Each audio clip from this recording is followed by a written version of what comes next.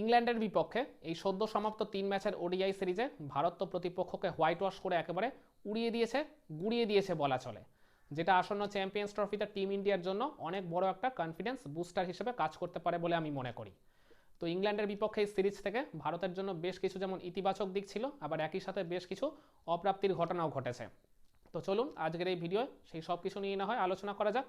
প্রথমে আমি ইতিবাচক দিক বা পজিটিভ সাইড যেগুলো টিম ইন্ডিয়ার সাথে ঘটেছে সেগুলোই এক এক করে আপনাদের সামনে তুলে ধরি। এই লিস্টে সবার প্রথমেই আসবে শুভমান গিলের পারফরমেন্স। 3 ম্যাচ মিলিয়ে তিনি মোট রান করেছেন 259, তার ব্যাটিং গড়টা হচ্ছে 86+, 2টা হাফ সেঞ্চুরি, একটা সেঞ্চুরি তিনি করেছেন, আবার সাথে প্লেয়ার অফ দ্য সিরিজও নির্বাচিত হয়েছেন। অসাধারণ দুর্ধর্ষ পারফরমেন্স তিনি করেছেন, এই পরিসংখ্যানটাই তার হয়ে কথা বলে দিচ্ছে। প্রথম ম্যাচ আর শেষ ম্যাচে তিনি প্লেয়ার অফ দ্য ম্যাচও নির্বাচিত হয়েছিলেন।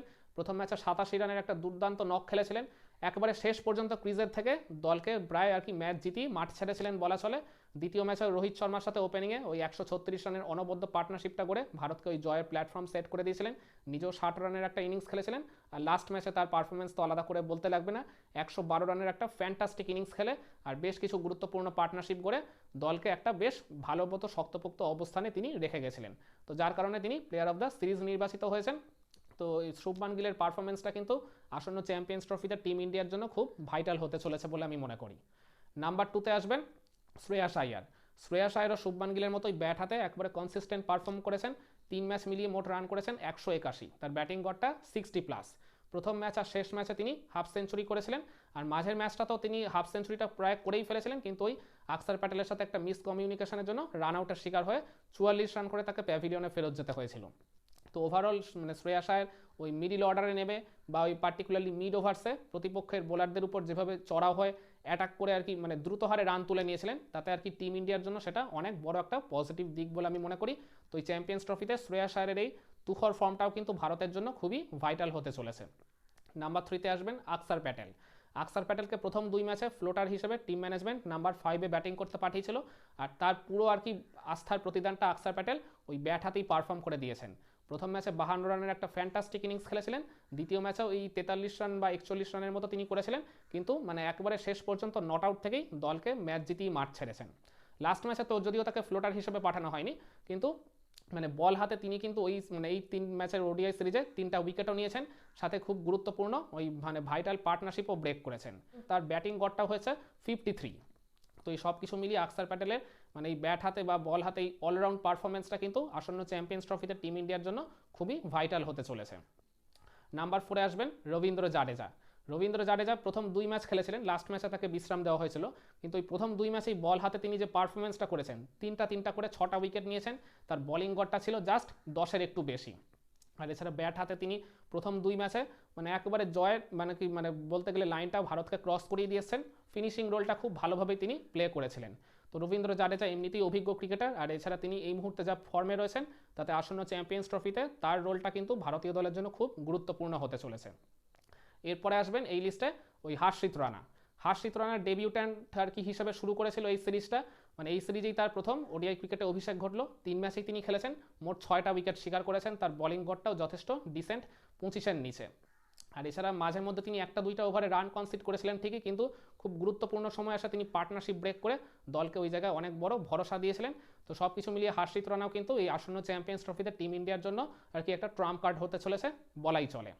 আর এছাড়া হার্দিক পান্ডিয়ার কেএল রাহুলের ব্যাটিং ফর্মটাও কথা আমরা বলতে পারি, কারণ মানে কেএল রাহুল প্রথম 2 ম্যাচে ব্যাট হাতে সেরকমভাবে ছন্দে না থাকলেও লাস্ট ম্যাচে তিনি 29 বলে 40 রানের একটা মানে ফ্যান্টাস্টিক ইনিংস খেলে দলকে কিন্তু ভরসা জুগিয়েছিলেন, মানে তার ওই নিজের পছন্দের ওই পুরনো ব্যাটিং পজিশনটা ফেরত পেয়ে। তো কেএল রাহুলের আর কি ব্যাটিং ফর্মটাও কিন্তু চ্যাম্পিয়ন্স ট্রফিতে ভারতের জন্য ভাইটাল হতে চলেছে। নাম্বার 5-এ মানে ওই মিডিল অর্ডার সামলানোর দায়িত্বটাও কিন্তু অনেকটাই তার উপর নির্ভর করছে। আর এছাড়া হার্দিক পান্ডিয়া এই সিরিজে সেইভাবে ব্যাট হাতে তিনি মানে মানে পারফর্ম করার সুযোগ অতটা হয়তো পাননি। লাস্ট ম্যাচ একটা সুযোগ পেয়েছিলেন, কিন্তু ওই জায়গায় নিজের ইনিংসটাকে আবার বড় করতে পারেননি, কিন্তু তার আগে ইংল্যান্ডের বিপক্ষে টি-20 সিরিজেই তিনি ব্যাট হাতে কিন্তু দুর্ধর্ষ টাচে ছিলেন। তো সব কিছু মিলিয়ে হার্দিক পান্ডিয়া মানে ব্যাট হাতে বেশ ভালো ফর্মেই রয়েছেন এমনটাই বলা চলে। তো হার্দিক পান্ডিয়া কেএল রাহুলের ব্যাটিং ফর্মটাও কিন্তু ইন্ডিয়া টিমের জন্য খুবই গুরুত্বপূর্ণ হতে চলেছে এই চ্যাম্পিয়ন্স ট্রফিতে। আর এছাড়া এই যে আমি বলছিলাম যেগুলো অপ্রাপ্তির কিছু ঘটনা ঘটেছে, তার মধ্যে প্রথমেই আসবে ওই ঋষভ পান্তের ম্যাচ না পাওয়া।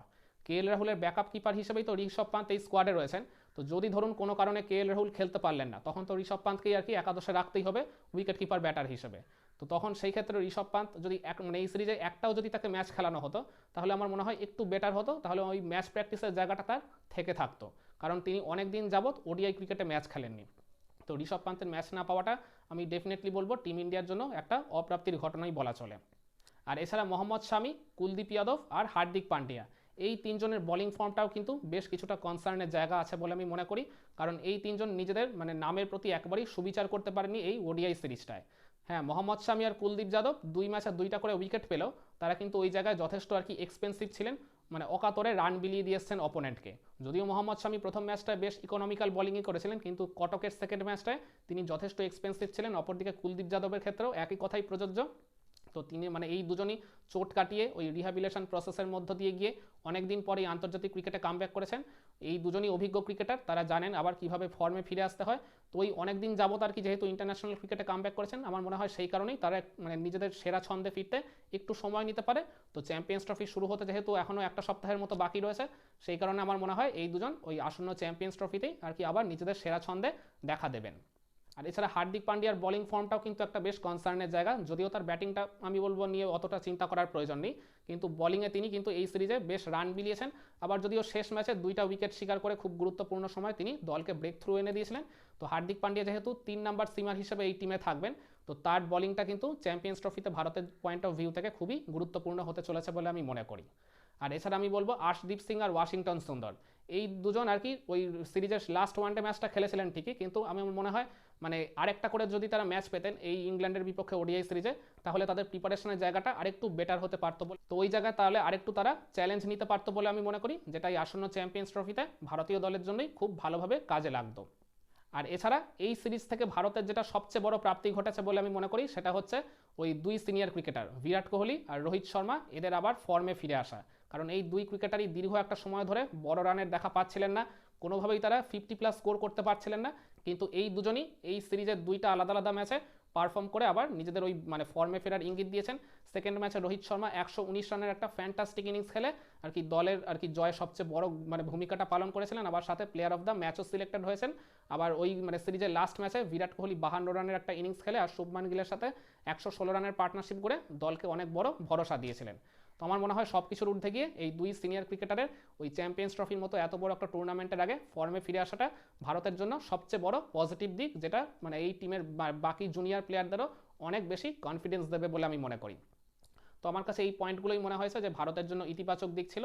আর শেষের দিকে যেগুলো বললাম ওইগুলো কিছু কিছু অপ্রাপ্তির ঘটনা ঘটেছে, যেগুলো আমার মনে হয় আরেকটু বেটারভাবে মানে টিম ম্যানেজমেন্ট চাইলে হ্যান্ডেল করতেই পারতো। তো ইংল্যান্ডের বিপক্ষে এই ওডিআই সিরিজ থেকে ভারতের জন্য যেসব ইতিবাচক দিক কিংবা অপ্রাপ্তির ঘটনা মানে যেগুলো এখন এই মুহূর্তে আমি আপনাদের সাথে শেয়ার করলাম, পুরোপুরি কি একমত আপনারা আমার সাথে, নাকি আপনাদের কাছে মানে অন্য কিছু মনে হয় এই ব্যাপারে? কমেন্ট করে আপনার মতামতটা জানাবেন নাকি?